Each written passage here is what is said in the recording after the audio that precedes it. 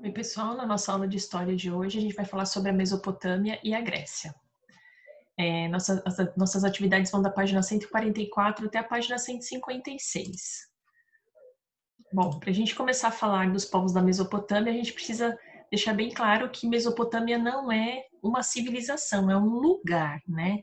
E aí, nesse lugar, que aqui fica entre os rios Tigre e o Eufrates, a gente vai destacar três povos: os sumérios, os babilônicos e os assírios, certo?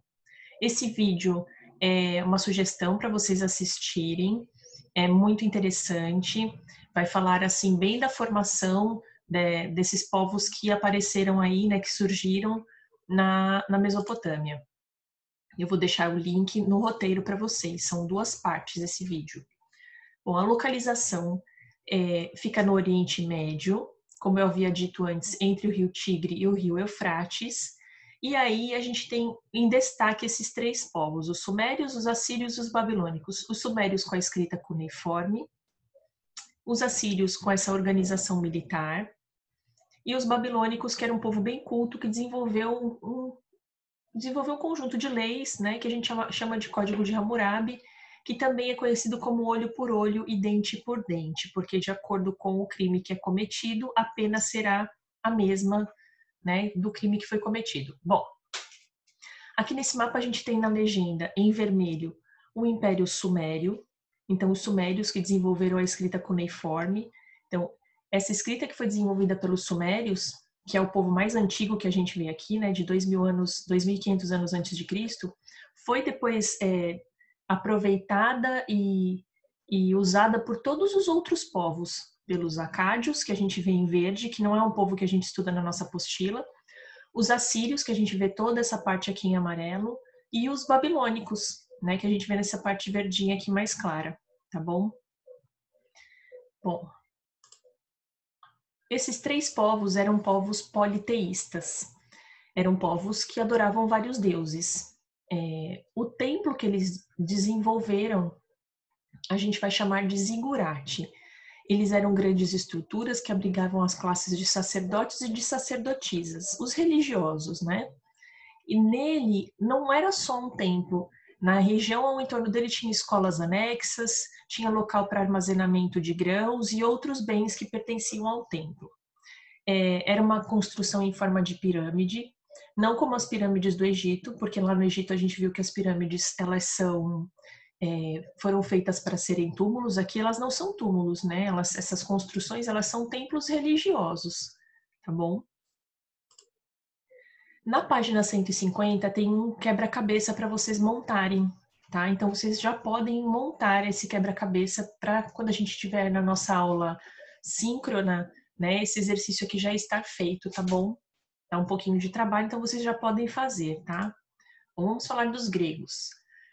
Essa imagem é uma imagem muito bonita, uma fotografia atual da Grécia. É a vista do Partenon lá na Acrópole de Atenas. Atenas, que é a capital da Grécia atual. A Grécia é um país lá na Europa atualmente. Não é mais aquele império que já foi um dia, tá bom? Mas continua sendo um país muito bonito e com uma história muito rica e que nos influencia até os dias de hoje. Então, tá vendo essa construção aqui em cima? Esse é o Partenon que a gente vai ver no outro slide. Então, o Partenon ele era assim, construído, fechadinho, um templo, o Templo de Atenas, com uma estátua bem grande da Atenas lá dentro, tá bom? A civilização grega ela teve o desenvolvimento dela entre 800 e 300 anos antes de Cristo. Então, é uma civilização bem mais recente que os egípcios e os mesopotâmios, mas que foi uma civilização bem importante e que deixou para a gente muitos vestígios arqueológicos. Então, a gente fala de fontes primárias, né? Então, eles deixaram vasos, relevos em mármore, monumentos funerários, estátuas, moedas e muitas coisas escritas, tá bom? Por isso que a gente tem muita informação sobre os gregos. Aqui a gente tem um exemplo de escrita grega. Essa pedra se chama estela.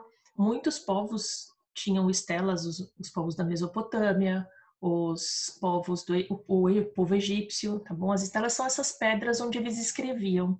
E aqui a escrita grega. Algumas letras lembram bem a nossa, afinal de contas, o nosso alfabeto ele vem, né, do desenvolvimento aqui também das letras gregas, tá bom? Aqui a gente tem um mapa desse Império Grego. A gente tem aqui, olha, a Europa. Aqui a gente tem Portugal, nesse cantinho, a Espanha, atualmente, né? Aqui na África, essa região aqui seria a região onde tem o Egito, ok? Essa parte mais para cá que não está no mapa seria onde os povos da Mesopotâmia se desenvolveram. E aqui a gente tem toda essa área vermelha, né? São os assentamentos gregos, é onde os gregos eles chegaram a dominar, certo? A gente tem as cidades-mães, que são as cidades que estão marcadinhas em preto. Então, Atenas, que é a capital, e outras cidades importantes, como Esparta, vocês já devem ter ouvido falar, ok? E as colônias, que são essas com as bolinhas brancas. Então, vocês podem ver que eles se espalharam, né? Entre a África, o Oriente Médio, a Ásia, a Europa, né? Até quase lá Portugal, certo? Nem existia Portugal ainda, mas já estavam, né, nas imediações ali. Quando a gente fala de Grécia, a gente também fala dos deuses gregos, porque os gregos, né, na Grécia Antiga, eles eram politeístas, adoravam vários deuses. A gente conhece 12 que são os principais, né? Existem muitos outros, mas a gente pode falar principalmente desses, né, que estão aqui na imagem.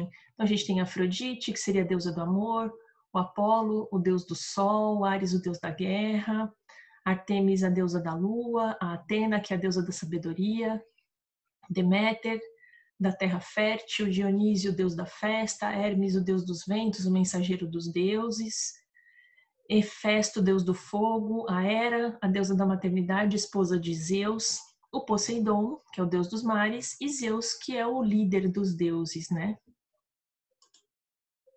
E a gente também, quando fala de Grécia, a gente vai falar das Olimpíadas. A origem das Olimpíadas vem da Grécia, numa cidade que realizava jogos, né? Esses jogos eram realizados nessa cidade que se chamava Olímpia, tá bom? Eram jogos que eram dedicados a Hera e também a Zeus.